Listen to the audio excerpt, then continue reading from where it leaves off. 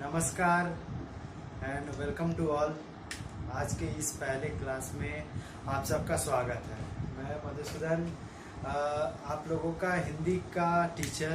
आप लोगों को आज जो टॉपिक पढ़ाने जा रहा हूँ वो टॉपिक है वर्ण विचार। वर्ण विचार हिंदी के ग्रामर का एक बहुत अहम हिस्सा है।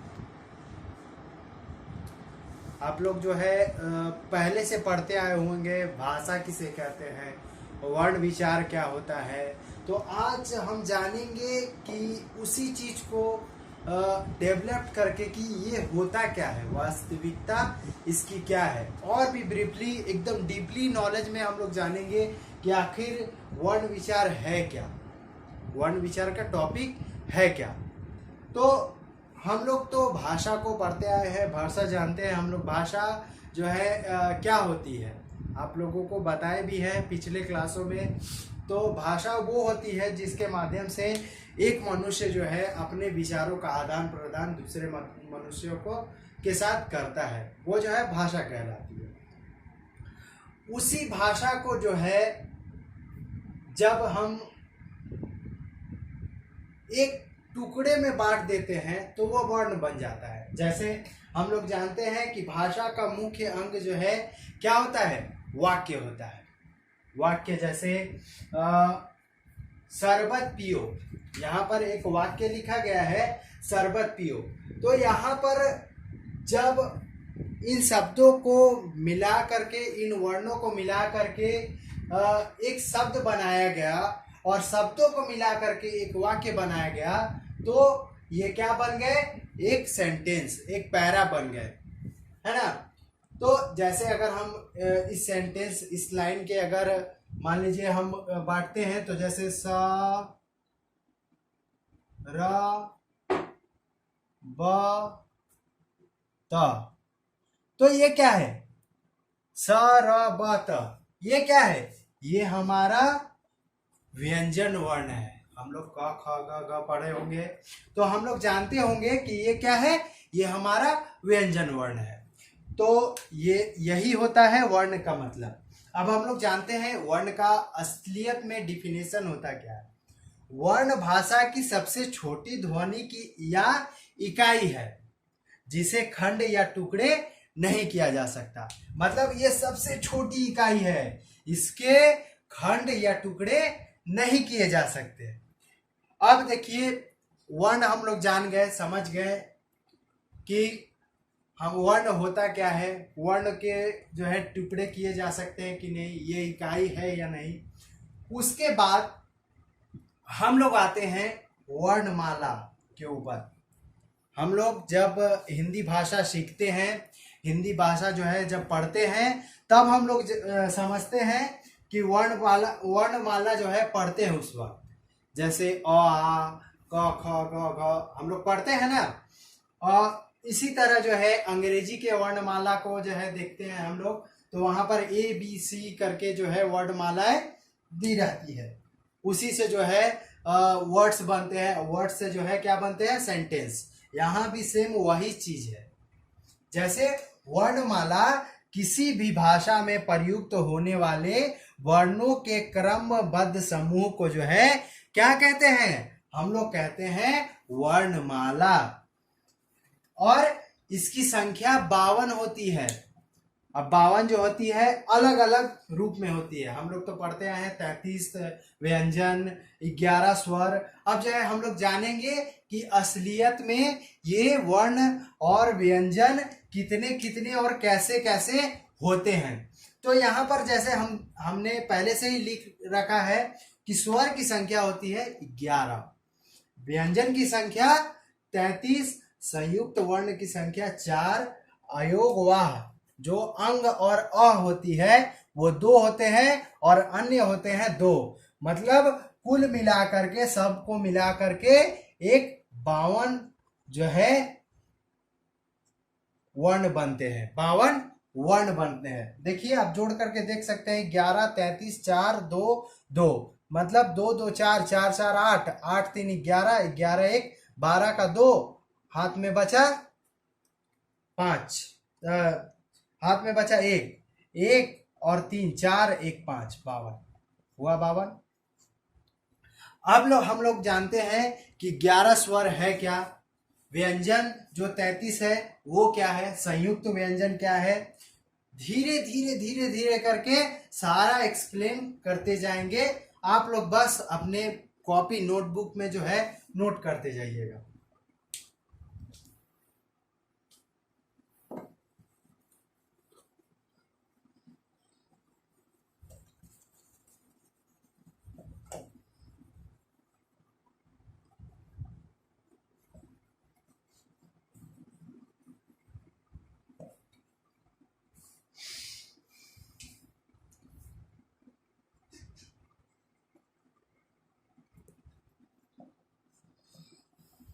अब हम लोग जानते हैं स्वर, जो 11 स्वर थे उनके बारे में जानते हैं।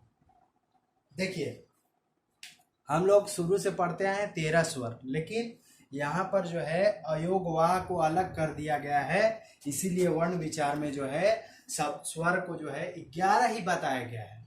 वो कौन कौन से है, अ आ, छोटी ई बड़ी, इसको छोटी बड़ी नहीं बोलेंगे क्योंकि शुरू से जो है हम लोग यही सीखते आए हैं। यहां पर जो है हम लोग केवल उच्चारण करेंगे, अ आ ई उ ए ओ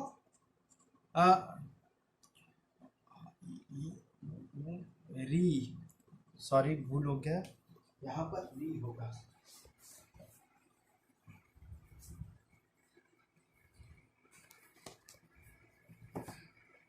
री ए ओ आओ, ये कितने हो गए 11। देखिए 1 2 3 4 5 6 7 8 9 10 11 हुए ना 11। तो हमारे वर्ण विचार में सब स्वर कितने हो गए 11। अब यही नहीं है, स्वर के जो है 3 पार्ट बताया गया है, स्वर के 3 पार्ट बताए गए हैं। पहला ह्रस्व स्वर, पहला स्वर। तो हम लोगों ने जाना कि स्वर जो है 11 होते हैं। अब हम लोग देखेंगे स्वर के प्रकार। स्वर जो है 3 प्रकार के होते हैं, पहला ह्रस्व स्वर, दूसरा दीर्घ स्वर और तीसरा प्लुत स्वर। अब हम लोग जानेंगे, जैसे हम लोगों ने जाना कि स्वर किसे कहते हैं। स्वर जो है हम लोग मतलब स्वर जिनका उच्चारण जो है बिना किसी रुकावट के हो वह स्वर कहलाते हैं।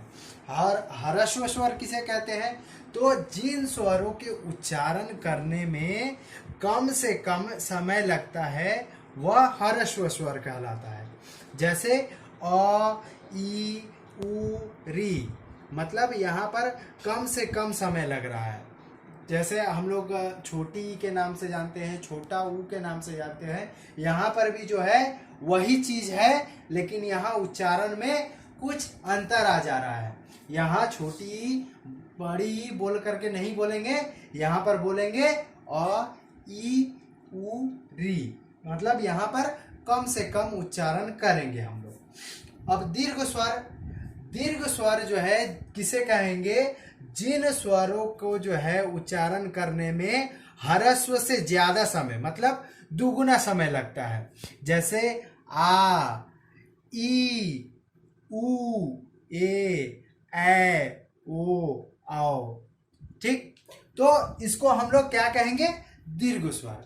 अब हम लोग तीसरा और अंतिम स्वर के बारे में जानेंगे, इसको हम लोग प्लुत स्वर के नाम से जानते हैं। जैसे ह्रस्व स्वर, मतलब ये इसको किसे कहते हैं, ह्रस्व स्वर से जो है इसमें 3 गुना समय लगता है, ये स्वर जो है प्लुत स्वर के नाम से जाना जाता है। आजकल जो है इस स्वर को जो है हटा दिया गया है, लेकिन पहले ये स्वर वर्ण विचार में था, वर्ण विचार के अंतर्गत था। इस वर्ण स्वर प्लुत स्वर को जो है ओम, हे राम, ये सारा जो है जो स्वरों का उच्चारण होता था, इसको प्लुत स्वर के अंतर्गत रखा गया था। अब हम लोगों ने जान लिया स्वर कितने होते हैं, स्वर क्या क्या होते हैं। अब हम लोग आगे की ओर बढ़ते हैं। अब हम लोग देखेंगे व्यंजन।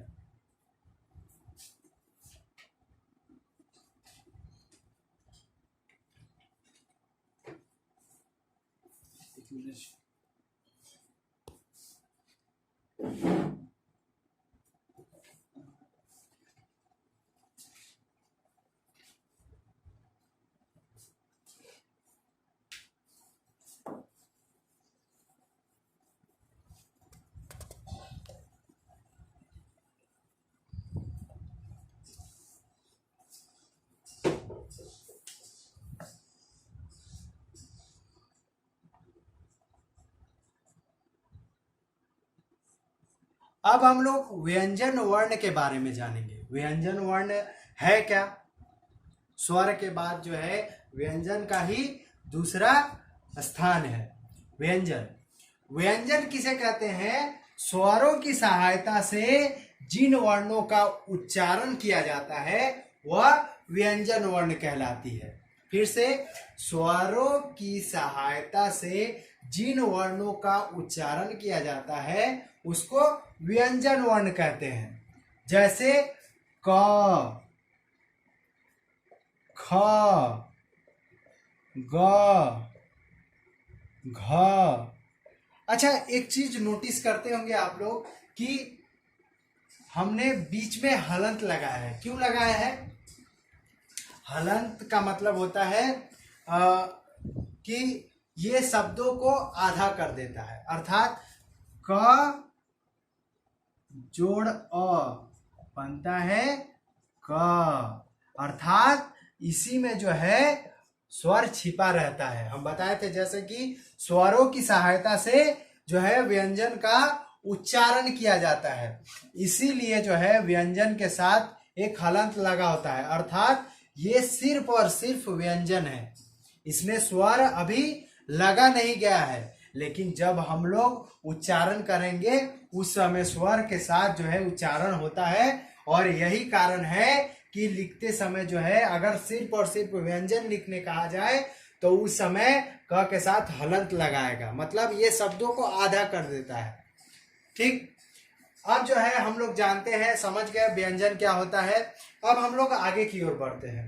अब हम लोग देखेंगे व्यंजन के भी जो है स्वरूप होते हैं। व्यंजन के जो है 3 स्वरूप होते हैं। कौन कौन से, क्या क्या, हम लोग धीरे धीरे सारे के ऊपर आ रहे हैं। पहला व्यंजन होता है स्पर्श व्यंजन।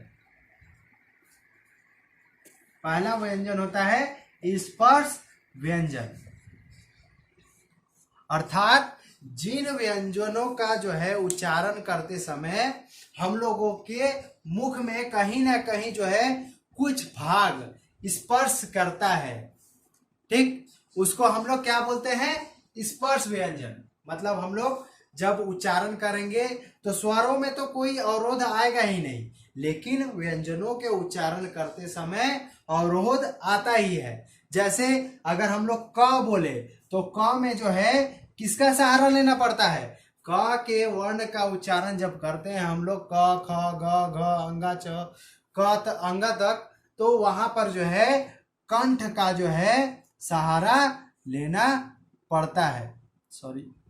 कंठ का सहारा लेना पड़ता है, इसीलिए ये सारे कंठ ध्वनियां हैं। ये सारे कंठ ध्वनियां हैं। इसी तरह हम लोग जो है जो भी स्पर्श व्यंजन में जो है हम लोग देखेंगे, जैसे हम लोग च ध्वनि में जाएंगे तो च ध्वनि जो है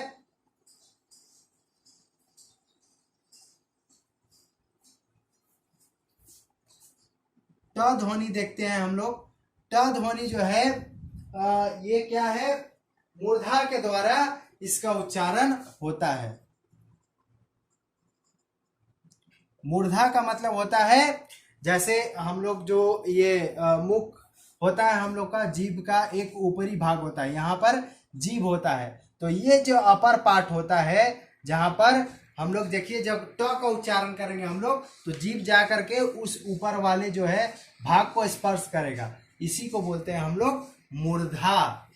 और इसके बाद जो है त वर्ण का उच्चारण करेंगे। जब त वर्ण का त जो है किससे उच्चारण होता है, त तालु से उच्चारण होता है, त वर्ण तालु से उच्चारण होता है। इसीलिए जब भी जो है त का उच्चारण करेंगे, ये भी जो है जीभ इस अग्र भाग को स्पर्श करता है और यही भाग जो है तालु के नाम से जाना जाता है। अगर थोड़ा पीछे गया तो मूर्धा, अगर अग्र भाग को स्पर्श किया तो तालव्य, और अगर पश्च भाग मतलब पीछे भाग, एक थोड़ा सा पीछे में जो है हमारे एक गुदानुमा एक आकार होता है, उसको हम लोग क्या कहते हैं, ये कहते हैं उसको हम लोग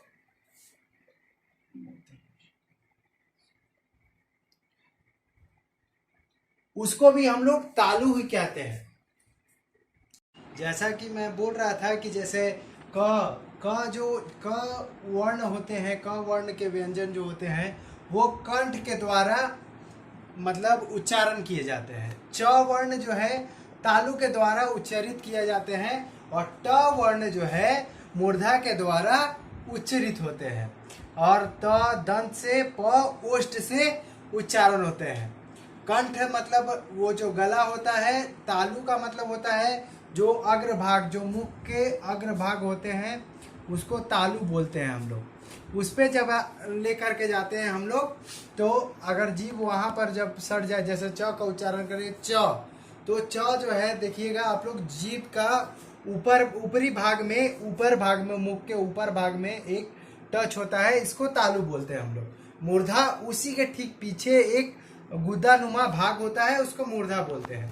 त जो है त वाले वर्ण वो दंत से त करेंगे जब उच्चारण, तो वहां पर दांतों का इस्तेमाल होता है।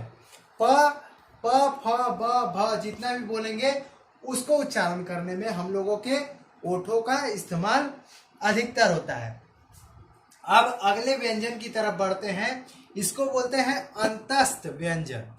मतलब ये व्यंजन जो है स्वर और व्यंजनों के मध्य उच्चरित होता है, इसको जो है बोलते हैं हम लोग अंतस्थ व्यंजन।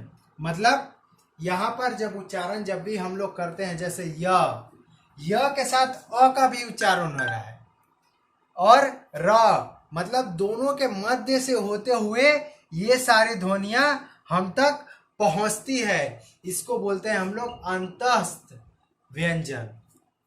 उसके बाद व्यंजन में आते हैं हम लोग उष्म व्यंजन। मतलब जब हम लोग उच्चारण करते हैं इस व्यंजन का, तो हमारे मुख में एक तरह से गर्मी का आभास होता है, इसको हम लोग अंतस्थ व्यंजन कहते हैं। जैसे श, श, श, ह इत्यादि।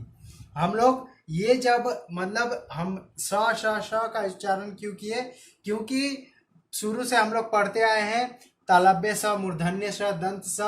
वास्तविकता में इसका उच्चारण मूर्धन्य स मतलब मूर्धा के द्वारा होता हुआ यह स उच्चारण हुआ है, तभी यह मूर्धन्य स कहलाया है। इसीलिए हम लोग मूर्धन्य स न बोल करके डायरेक्ट मूर्धा के द्वारा ही स बोलते हैं, उसका अर्थ ही होता है मूर्धन्य स। अब आते हैं, इसके बाद एक आता है एक व्यंजन द्वित्व व्यंजन। मतलब एक व्यंजन के साथ दूसरा व्यंजन जुड़ा हुआ रहता है। जैसे हम लोग जब भी जो है हम लोग कच्चा शब्द का इस्तेमाल करते हैं, तो कच्चा के साथ जो है एक च के साथ दूसरा जुड़ा हुआ है, तो यहाँ एक व्यंजन जो है दूसरे से जुड़े होने के कारण ये क्या हो जाता है, द्वित्व व्यंजन का रूप ले लेता है। इसी तरह किस्सा, बहुत सारे व्यंजन हैं जिसमें जो है ऐसा द्वित्व व्यंजन का जो है इस्तेमाल होता है। अब आते हैं व्यंजन के अगले रूप के तरफ, आगे पढ़ते हैं हम लोग। जैसे र, अब देखिए र का इस्तेमाल जो है हर जगह में बहुत प्रकार से होता है। जैसे कहीं शब्द के ऊपर आता है र, कभी नीचे आता है र, कभी जो है बगल में आता है र। तो यहाँ पर जो है र का इस्तेमाल हम लोग सीखेंगे कि र ऊपर इस्तेमाल होता है तो क्यों होता है, र अगर नीचे इस्तेमाल होता है तो क्यों होता है। तो पहले चीज जो देखेंगे जैसे हम लोग, तो र का जब इस्तेमाल होता है जब र स्वर रहित हो, मतलब वो आधा हो, और उसके बाद जो है अगर व्यंजन आता है तो वो र जो है कहाँ चला जाता है, उस व्यंजन के ऊपर चला जाता है। जैसे गर्व, यहां पर र स्वर रहित है और उसके बाद वह व्यंजन आया है, तो यहां पर जो है क्या हो जाएगा, र ऊपर चला जाएगा। समझ में आया अब क्यों जो है होता है ये वाला, र ऊपर क्यों जाता है। उसके बाद आते हैं हम लोग कि र जो है नीचे की ओर इस्तेमाल होता है। देखिए जहां पर व्यंजन आधा हो, पहले से ही आधा हो और उसके बाद जो है र का उच्चारण आए, वहां पर जो है व्यंजन आगे की ओर चला जाता है। जैसे ग जोड़ र जोड़ ह, तो यहां पर ग पहले से ही क्या है, आधा है, तो ये क्या हो जाएगा, ग्रह। यहां पर व्यंजन र नीचे की ओर चला जाएगा। समझ में आया। अब आगे की ओर बढ़ते हैं।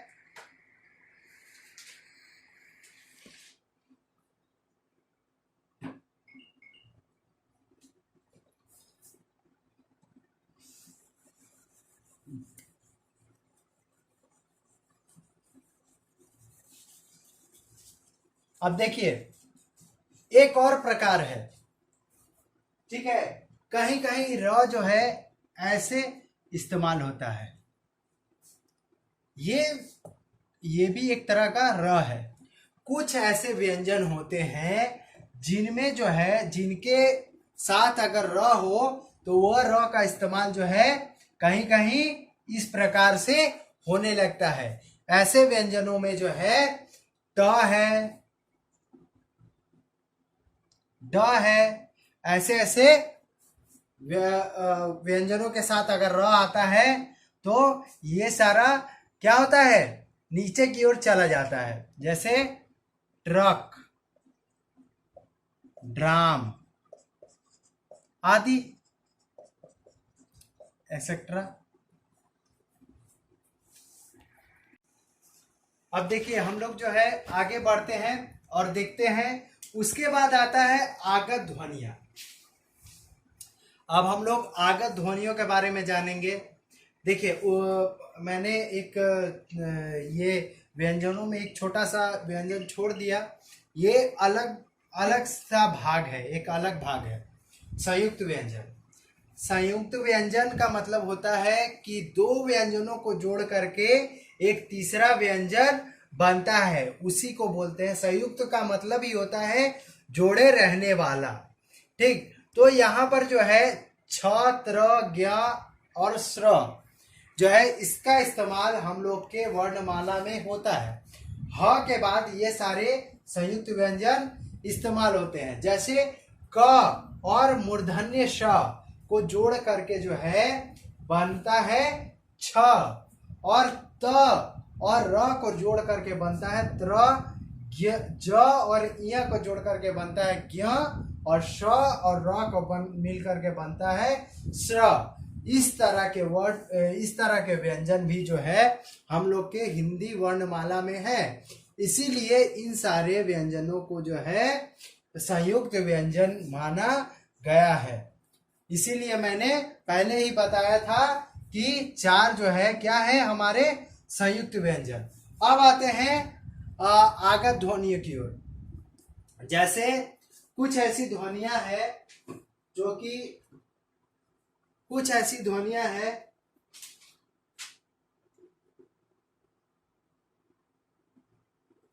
जो कि हिंदी भाषा में विदेशी भाषाओं से आई है, और ये भाषा जो है हिंदी अपने वर्णमाला में अपना लिया है। जैसे अ, ज, फ। तो ऐसी ध्वनियों को जो है आगत ध्वनि, मतलब बाहर से आने वाली, आगत का मतलब होता है आने वाली, अर्थात जिन ध्वनियों को जो है बाहर से लाया गया है अपने में, उसको आगत ध्वनि कहा गया है। जैसे ऑफिस, यहां पर जो आ लगा है वहां पर वो क्या हुआ है, ये आ जो है ये हमारी हिंदी वर्णमाला की नहीं है, इसको बाहर से अपनाया गया है। जैसे सजा, यहां जो है ये भी जो है बाहर से आया है। कफन, ये सारे जो है वर्ड्स है जो बाहर से आई है।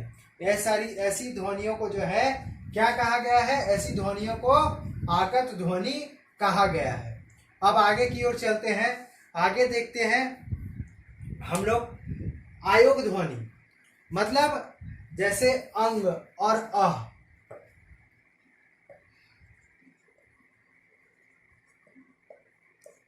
यहां पर जो है अंग और अह में न का उच्चारण हो रहा है, मतलब यहां पर न के रूप में जो है इसको इस्तेमाल किया गया है, न के रूप में इसको इस्तेमाल किया गया है।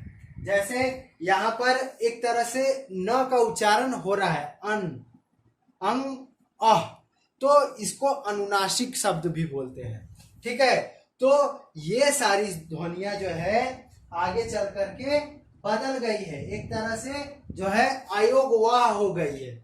इसका इस्तेमाल बहुत कम होता है, अगर होता भी है तो न के रूप में जो है अधिक जो है प्रचलित है इसका मतलब प्रयोग, इसीलिए जो है इसको अयोग ध्वनि का जो है नाम दिया गया है।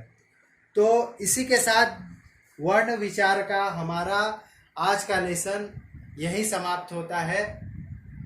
और अगर कुछ समझ में नहीं आया या अगर कुछ पूछना है तो नीचे दिए गए कमेंट बॉक्स में कमेंट करके बता सकते हैं, या फिर आप हमें व्हाट्सएप भी कर सकते हैं मेरे नंबर पे। धन्यवाद।